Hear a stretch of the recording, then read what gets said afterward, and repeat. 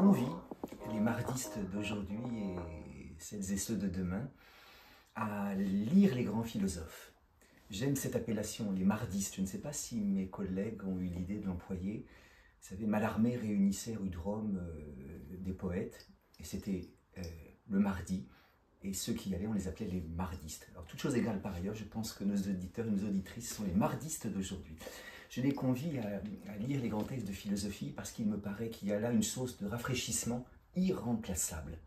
La lecture patiente des grands textes du passé, c'est le pain quotidien du philosophe confirmé comme de l'apprenti philosophe. Savoir lire, Philippe Solers en parle magnifiquement dans un livre, c'est au fond le sésame qui permet d'ouvrir la malle au trésor. Solers raconte qu'il se souvient très bien de la scène, il est à la campagne, il fait chaud, il a 5 ans, et tout à coup sa mère lui dit « Mais tu sais lire ?» Alors il est pris d'une joie folle qui le fait courir dans la campagne. Il a l'impression qu'à cette ivresse participent les vignes, les oiseaux. Savoir lire est une merveille que pas mal de nos contemporains utilisent assez peu. Alors simplement, il est plus facile de lire un roman de Stendhal que de lire la critique de la raison pure.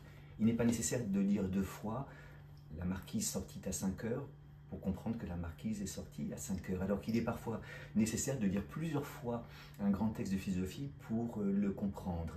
Mon maître disait à propos des grands textes de la philosophie la chose suivante: difficiles à extraire, leurs richesses, une fois découvertes, sont inépuisables.